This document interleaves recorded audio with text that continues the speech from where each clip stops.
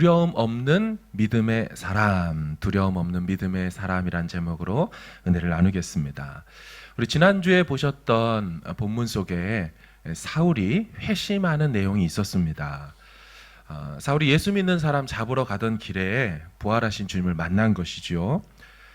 그때 나타난 현상은 해보다 더 밝은 빛이 동반되었고 사울만 알아들을 수 있는 음성을 들려주셨습니다. 그래서 사울이 꼬꾸라졌고 그렇게 다메섹으로 가게 되었죠. 그 과정 속에서 사울은 아마도 빛이 임하고 음성이 들리니 야, 이거 구약에 나타나시는 하나님의 현현이 오늘 나에게도 일어나는구나 라고 생각했겠지만, 그래서 여호와 하나님께서 나타나신다고 기대했겠지만 그 하나님의 자리에 나타나신 그분은 성자 하나님, 바로 예수 그리스도였지요. 이 사실에 큰 충격을 받았고 쓰러져 버렸습니다. 자, 오늘 본문은 그 이후의 이야기들입니다. 주님께서 다메섹에 있는 아나니아를 통하여서 이 사울에게 찾아가라 말씀하죠. 자, 그 내용을 한번 좀 더 읽어보겠습니다. 11, 12 시작. 주께서 이르시되 일어나 집 가라 하는 거리로 가서 유다의 집에서 다소 사람 사울이라는 사람을 찾으라. 기도하는 중이니라.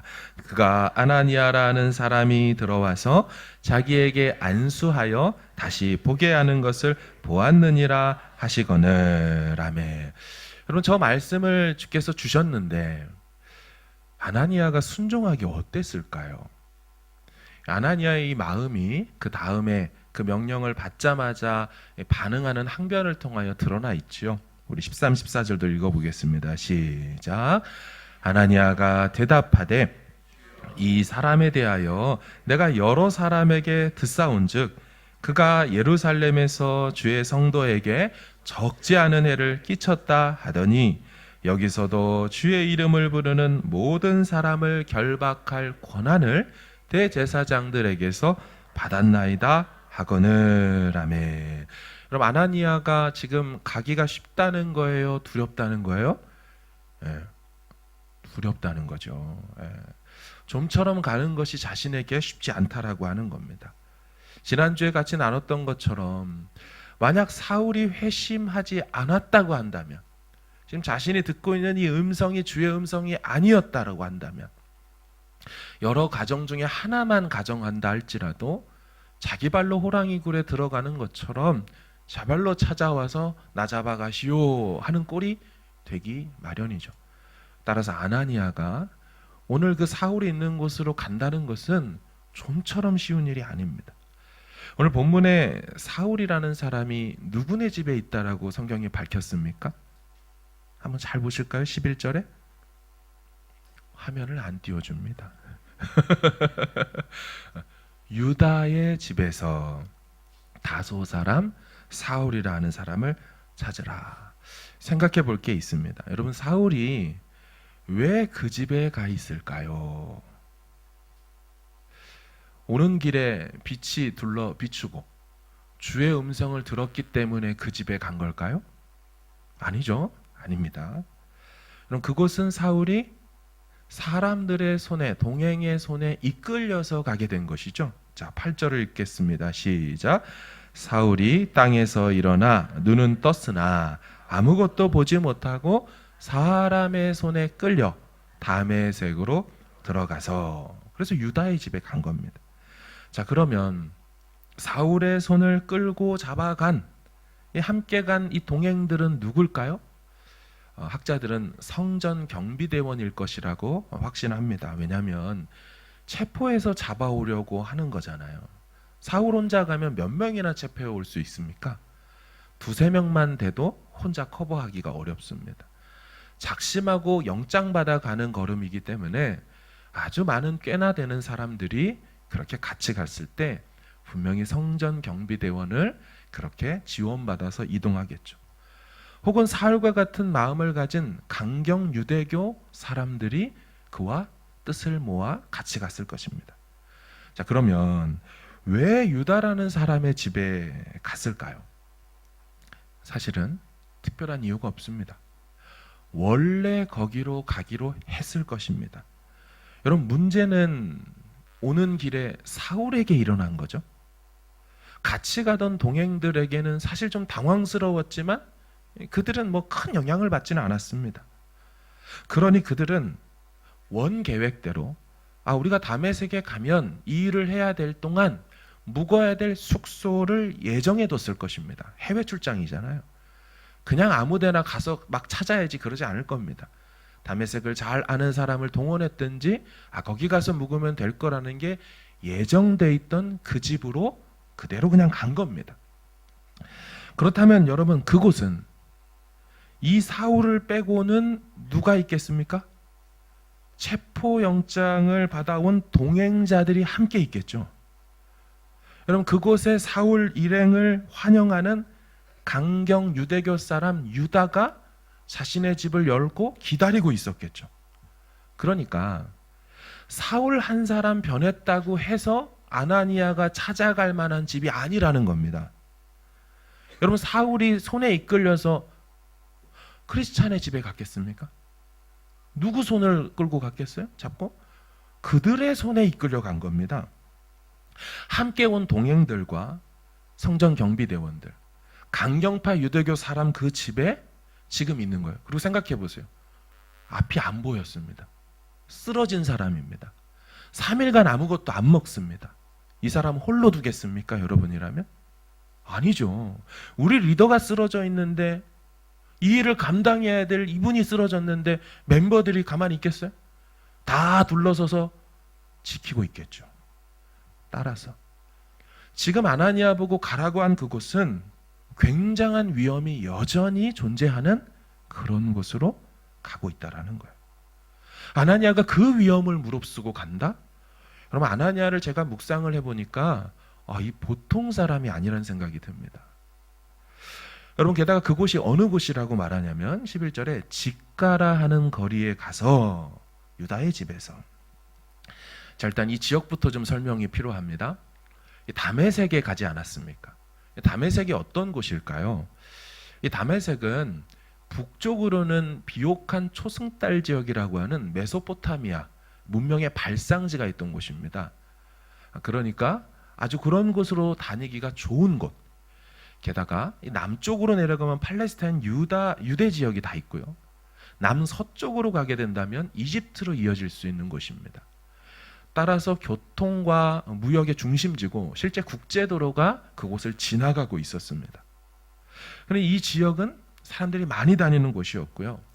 성경은 이 지역이 꽤나 중요한지 여러 다른 이름으로 좀 불려왔습니다.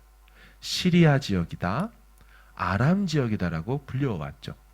그래서 우리가 잘 아는 엘리사 시대의 나아만 장군 들어보셨죠? 7번 요단강에서 몸을 씻자 문둥병, 한센병이 깨끗함을 받았던 그 나아만 장군이 바로 이 지역 사람이라고 성경이 구약에 말해놨어요. 또 한 가지는 아브라함이라는 그 아브라함의 종이 있었습니다. 자신은 아들이 없고 무자한 중에 하나님께서 찾아오셨을 때 자신이 이런 말을 합니다. 우리 창세기 15장을 봐보세요. 읽을까요? 시작. 아브라함이 이르되 주 여호와여 무엇을 내게 주시려 하나이까? 나는 자식이 없사오니 나의 상속자는 이 다메섹 사람 엘리에셀이니이다. 아멘. 자신의 유산을 받을 사람은 자식이 없기 때문에 이 다메섹 사람 엘리에셀입니다. 자, 이렇게 성경에 굵직하게 한 번씩 나오던 이 지역이 시대와 역사를 지나 후에는 로마가 정복한 도시가 되고요. 그 로마가 정복할 때 도시를 다시 재편을 하는데 기획도시로 만듭니다. 그러니까 도시를 그냥 만들지 않고 계획된 도시로 만들었다는 얘기예요. 그래서 이 도시는 직사각형 구조를 갖습니다. 그 직사각형 구조의 가운데를 관통하는 도로가 메인 스트리트죠. 그 도로의 이름이 바로 직가라는 이름을 갖고 있는 도로입니다. 이게 한자말이죠. 직은 이 고들직자를 쓰는 겁니다. 직진, 직선하는 직자고요. 가, 이 말은 도로가자를 씁니다.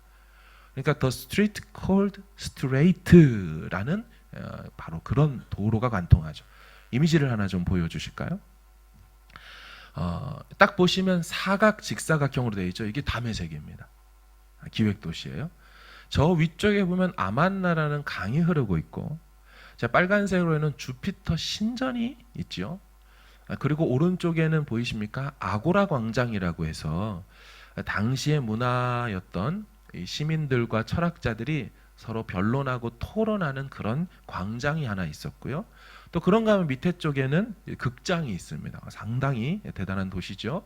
그리고 가운데를 관통하는, 제가 표시해 놓은 게 The Street Called Straight라는 직선 도로, 직선이라는 이름을 갖고 있는 도로, 직가라는 이름의 도로죠. 그 가운데를 관통할 때 중앙에 뭐가 있어요?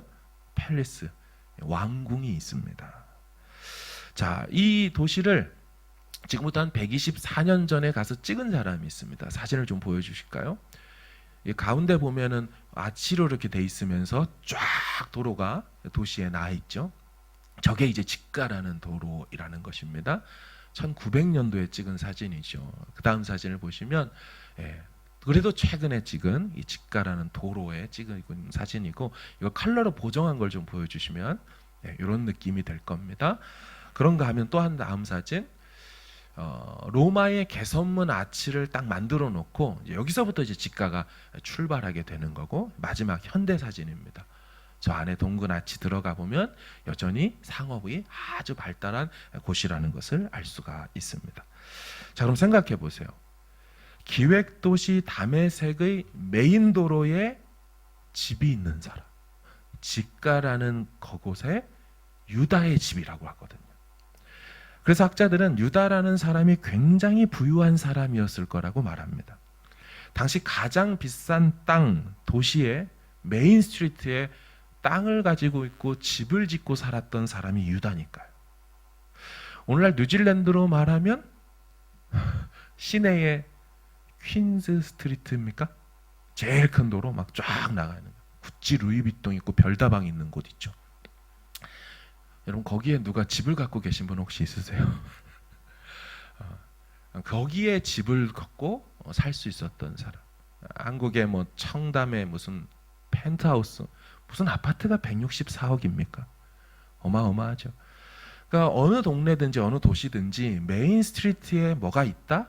어마어마한 부자예요. 그래서 학자들은 집도 굉장히 컸을 것이고, 사울의 일행과 모든 이들이 숙박이 가능한 곳이었을 뿐만 아니라 사울 일행이 체포해 온 그리스도인들을 가둘 수 있는 곳까지 완비했을 것으로 본다는 거예요. 여러분, 이 사람 이름이 유다라고 하는 걸 보면 토종 유대인입니다.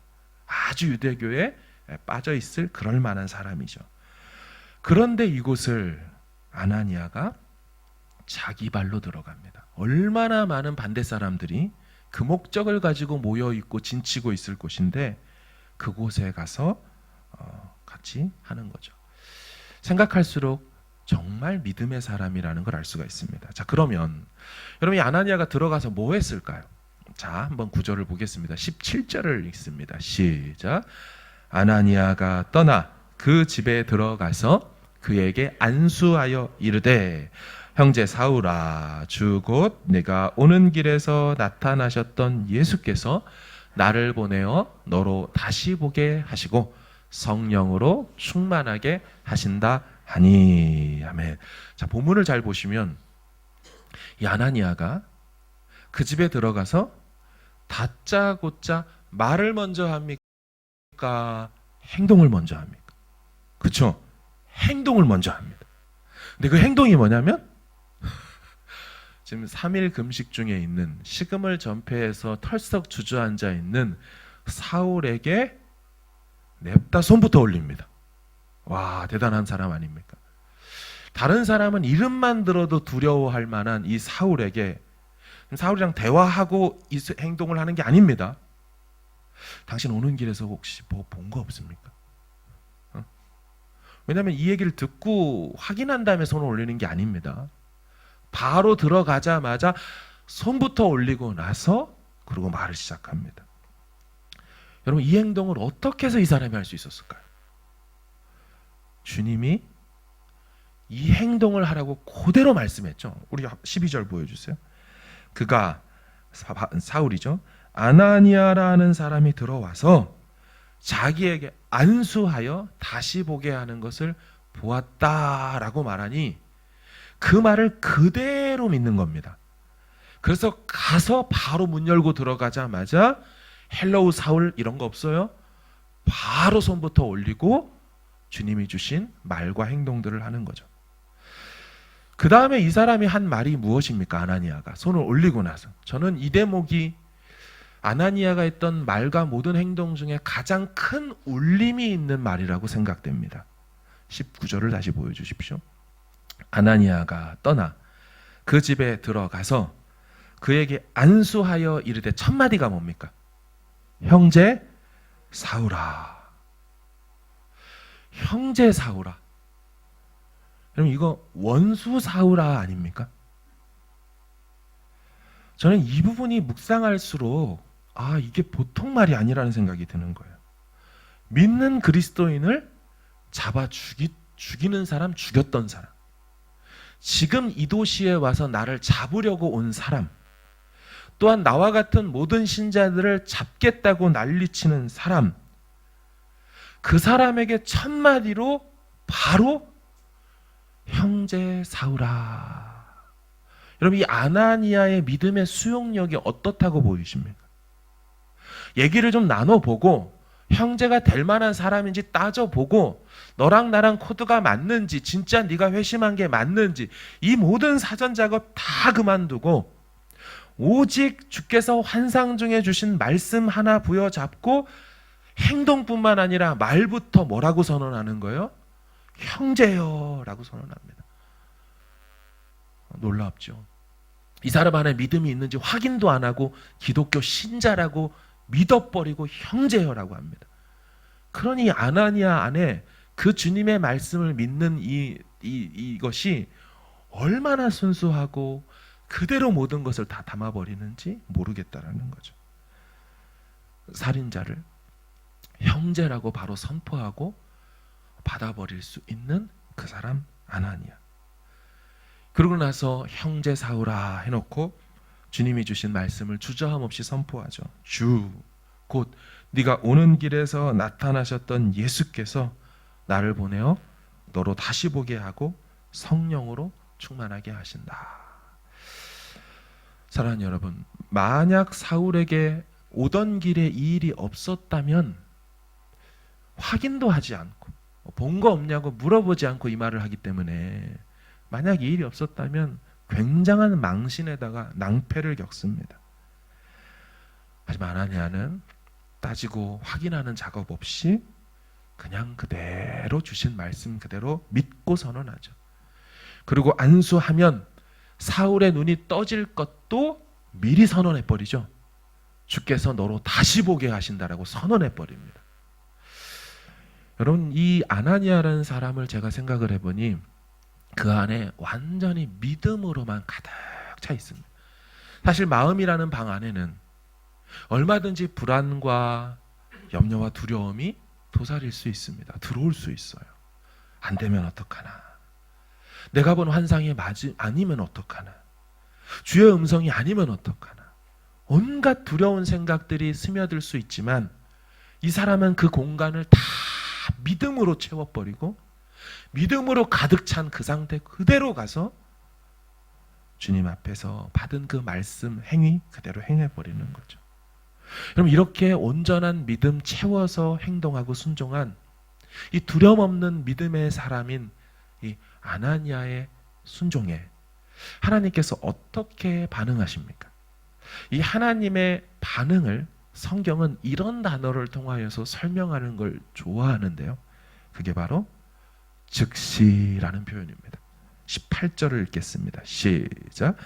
즉시 사울의 눈에서 비늘 같은 것이 벗어져 다시 보게 된지라. 일어나 세례를 받고. 아멘. 아나니아가 즉시로 움직였습니다. 그렇죠? 곧 일어나 들어가서 안수하고 선언 선포하자. 그 즉각적인 순종의 사람의 행동에 주께서도 즉시로 일하여 주심을 성경이 보여주고 있죠. 그러면서 비늘 같은 것이 벗어졌다. 이 비늘이라는 이 용어는 성경에 한 번밖에 여기에 나오지 않는 용어로 사실은 물고기의 비늘에서부터 달걀 껍질이나 양파 껍질까지 다양한 용례로 쓰였던 단어입니다. 이 비늘이 정체가 무엇일까를 알아내는 건 사실 중요하지 않습니다. 진짜 중요한 건 사울이라는 사람이 유대교에 가리워져 보지 못했던 그 구약에 예언된 메시아를 비로소 지금 이 순간 벗겨짐으로 눈이 뜨여 보게 되었다라는 사실이 중요한 것이죠. 그 순간 사울의 눈이 확 뜨이게 된 거예요. 실로암 연못가에 가서 씻자 시각장애인 맹인의 눈이 뜨였던 것처럼 복음서에 예수께서 그들을 만나주시며 그들 맹인들의 눈을 다 띄워내셨던 것처럼 그 예수의 영에 감동된 제자 아나니아를 통하여 사울의 눈도 열어주고 계신 줄로 믿습니다. 그의 육안이 열렸고 동시에 그의 영안까지 열리게 되는 장면이 오늘 본문이죠. 근데 이 과정 속에 여러분 어떤 장면이 나옵니까?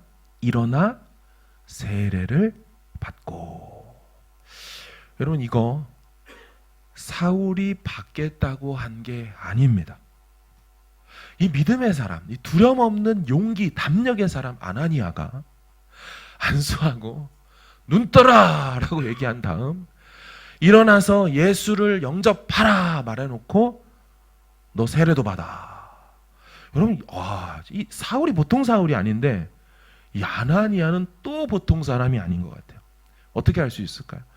이후에 이 장면을 사울이 추억하면서 이 상황을 이렇게 말했어요. 사도행전 22장을 볼까요? 시작. 율법에 따라 경건한 사람으로 거기 사는 모든 유대인들에게 칭찬을 듣는 아나니아라 하는 이가 16절. 이제는 왜 주저하느냐. 일어나 주의 이름을 불러 세례를 받고 너의 죄를 씻으라 하더라. 아멘. 여러분 이 아나니아가 얼마나 담력 믿음의 사람인지 보이시죠? 그렇죠?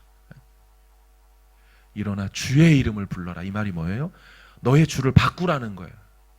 네가 생각했던 주가 네가 스스로 했던 모든 구약의 해석이 다 틀렸어. 죄야. 너의 죄를 예수 이름 영접하고 다 씻어내야 돼. 네 과거의 삶이 다 잘못됐어. 그래 너 세례받아. 이 아나니아는 아마 숱한 그 유대교파, 강경파와 이 성전 경비대원들이 있는데도 두려워하지 않고 그곳에 홀로 뛰어들어가 이 사울 한 사람에게 복음을 전하고 세례까지 종용하여 너 세례 받으라고 그렇게 했다는 것입니다. 그리고 한 가지 더. 여러분 이 아나니아가 이 다메섹에 있었다라는 것 자체가 이 아나니아의 담대함을 보여줍니다.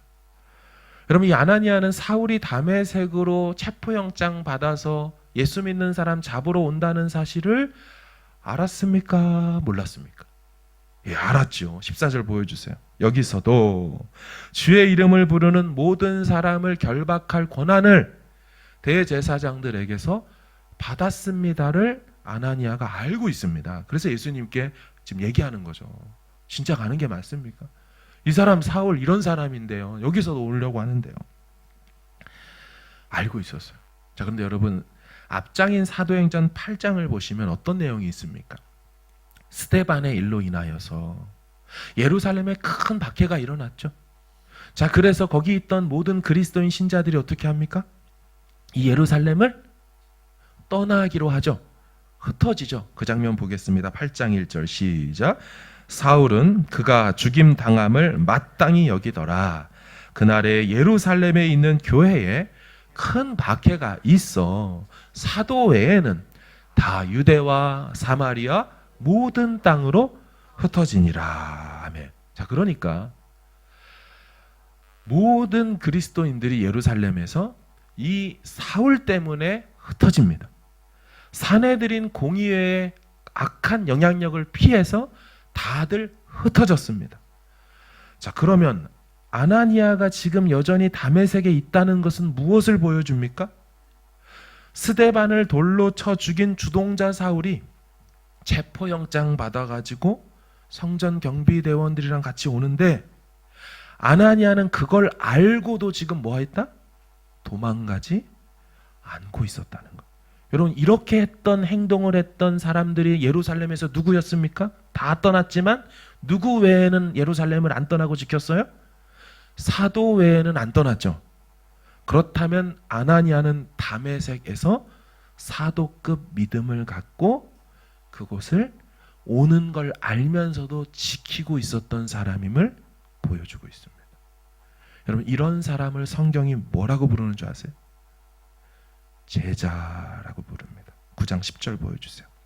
그때에 다메섹에 아나니아라 하는 제자가 있더니 모든 위협이 다가오는 걸 알지만 떠나지 않고 그곳을 지켜야 될 이유와 목적이 있어서 머무르고 있는 사람, 그 사람을 제자라고 불렀어요. 게다가 주께서 나타나자마자 그의 반응이 뭡니까? 주여, 내가 여기 있나이다. 무슨 말을 하시든지 듣기도 전에 순종할 준비가 되어 있는 사람, 그런 것이 삶의 태도가 된 사람, 이 사람이 바로 제자라고 말하는 것이죠. 사랑하는 여러분, 여러분들의 믿음은 어떠하십니까? 여러분들의 마음속에는 무엇으로 가득 채워져 있습니까? 염려와 불안과 두려움입니까? 아니면 내 주님에 대한, 내 주님이 일하실 것에 대한 확신하는 믿음으로 채워져 있습니다. 염려, 걱정, 근심, 짜증, 억울함, 두려움들은 우리 내면 안에서 우리를 죽이게 만들죠. 우리의 행동을 하지 못하게 만듭니다. 하나님의 나라, 그분의 그 통치가 우리 내면 가운데 온전히 이루어지는 것을 방해하는 장애물이 되고, 그런 감정들은 믿음을 성장시키는데 해충과 해악이 되는 것이죠. 사랑하는 여러분, 우리 안에 두려움 없는 믿음으로만 가득 채워져야 할 줄로 믿습니다. 담력 있는 순종이 우리의 삶에 동반되어야 할 줄로 믿습니다. 사랑하는 여러분, 사도행전에는요, 아나니아가 2명이 더 있습니다. 우리가 이미 보았던 한 명의 아나니아, 어디서 보았습니까? 그렇죠. 사도행전 5장에 나오는 삽비라의 남편 아나니아가 있었어요. 이 사람은 믿음이 있다고 했지만 사실은 하나님을, 성령을 속이는 사람이었습니다. 그는 하나님 앞에서 순전한 믿음이 있지 않았습니다. 사람들 앞에서 어떻게 보이느냐가 훨씬 중요했죠. 그래서 이게 다 판 값이라고, 땅 판 값이라고 사람들 앞에서는 존경을 얻지만 뒤로는 숨어서 죄를 지었던 사람 아나니아가 등장했어요. 또 한 명의 아나니아가 등장합니다.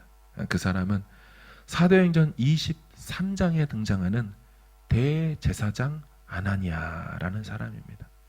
이 사람은 예수님 시대에 있었던 그 안나스라는 대제사장이 끝나고 그 뒤에 세워진 대제사장으로서 주 47년도에서 58년도까지 봉직을 했던 사람이죠. 이 아나니아라는 대제사장은 예수님이 아니라 이 바울과 연관성이 있는 사람입니다. 본문을 좀 볼까요? 23장 1, 2절을 보시면 바울이 공회를 주목하여 이르되 여러분 형제들아, 오늘까지 나는 범사의 양심을 따라 하나님을 섬겼노라 하거늘 대제사장 아나니아가 바울 곁에 서 있는 사람들에게 그 입을 치라, 때려라. 지금 바울이 복음을 전하려고 하고 있고 자기가 예수 믿은 그 간증을 얘기하고 있는 그 입술을 막아버리는 사람이 이 대제사장 아나니아였습니다. 복음 전하는 걸 방해하는 아나니아. 이 사람은 주후 66년도에 열심당원들에 의해서 살해당합니다. 자, 그런가 하면 구약에도 아나니아가 나옵니다. 사실 신약에 지금 이 아나니아는, 그 이름은 이 구약의 아나니아의 이름을 헬라어로 바꾸어서 부른 이름이 되는 것이죠. 그 사람은 다니엘의 세 친구 중에 첫 번째 나왔던 아나니아, 곧 하나냐입니다. 다니엘서 1장을 보겠습니다. 시작. 환관장이 그들의 이름을 고쳐 다니엘은 벨드사살이라 하고 하나냐는 사드락이라 하고 미사엘은 메삭이라 하고 아사랴는 아벤느고라 하였더라. 아멘. 이 다니엘의 세 친구, 우리는 저도 주일학교 때 주로 저 앞 히브리어 이름으로는 잘 안 가르쳐 주셨고요. 사드락, 메삭, 아벤느고라는 그 우상 이름이 섞여 있는 느고의 종 아벤느고 뭐 이런 거, 이런 이름으로 주로 외웠지만 원래 그들의 이 개명되기 전의 이름은 하나냐, 그 다음에 미사엘, 아사랴였어요. 저 하나냐의 헬라어 발음이 아나니아라고 바꿔서 부르는 것뿐입니다. 우리가 잘 알듯이 저 하나냐는 믿음의 순전함을 위해서라면 풀무불이라도 개의치 않고 들어갔던 하나냐, 새 친구 아닙니까? 주께서 건져주시지 않는다 할지라도, 이른바 그리 아니하실지라도 나는 믿음으로 그곳에 들어갑니다. 왕이시여, 나는 왕이 세운 금신상에 절하지 않을 것입니다. 우리 여호와 하나님께서 나를 건져주시지 않는다 할지라도 나는 이 믿음을 지켜 그렇게 하겠습니다 하며 당대 최고의 왕이고 잔인한 왕이었던 느부갓네살 왕 앞에서도 믿음을 꺾지 않고 순전한 담력 있는 믿음으로 풀무불에 들어갔던 사람이 저 하나냐예요.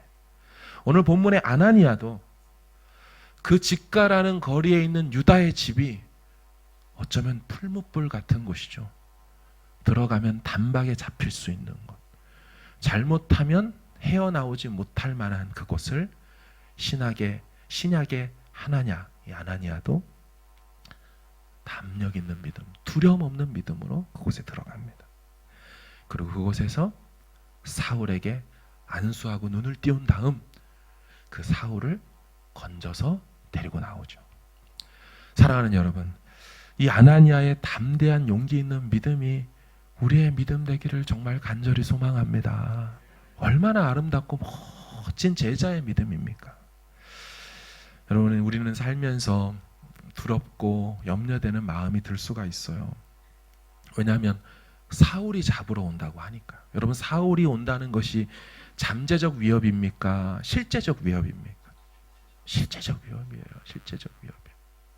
우리 삶에 건강이라는 위협이 다가올 때 그건 실제적 위협입니다. 사느냐 죽느냐의 문제예요. 우리 인생 가운데 재정의 문제가 다가올 때 실제적 문제예요. 우리 가정의 안위와 미래가 달려 있어요. 우리 삶에 관계적 어려움, 마음의 어려움이 다가올 때 여러분, 그것도 실제적 위협입니다. 잠을 자지 못하거나 마음의 고통과 근심에 계속 시달릴 수가 있어요. 우리 삶에 신분과 비자, 또 영주권에 관련된 여러 문제들이 있을 때 그것도 실제적인 문제입니다. 이 나라를 떠나야 되거나 불법 체류자가 될 수 있는 문제가 있으니까요. 근데 여러분, 아나니아가 그 실제적 위험이 다가오고 있음에도 그 다메섹을 떠나지 않고 그곳에 있었습니다. 궁금증이죠. 왜 아나니아는 그럼 떠나지 않을 수 있었을까요? 모든 사람들이 예루살렘을 떠나듯 이 아나니아도 다메섹을 떠나서 살 길을 찾을 수 있었을 텐데 왜 그는 그 두려운 다메섹을 떠나지 않고 그대로 있다가 결국 이런 결말로 이어지고 주님의 쓰임을 받을 수 있었을까요? 여러분, 아나니아에게 주께서 환상 중에 나타나 말씀하시죠. 여러분, 그때 그는 기도하고 있었던 것으로 보입니다. 어떻게 알 수 있을까요? 자, 여러분, 우리가 이제 9장을 보는데요. 10장으로 넘어가 보면 베드로도 하늘에서 보자기가 내려오죠. 그죠? 먹을 수 없는 것을 먹어라 라고 하는 보자기가 내려오는 환상을 경험합니다. 그 환상을 경험할 때 베드로가 뭐 하고 있었습니까? 제3시 기도하고 있다 환상을 경험합니다. 그렇죠?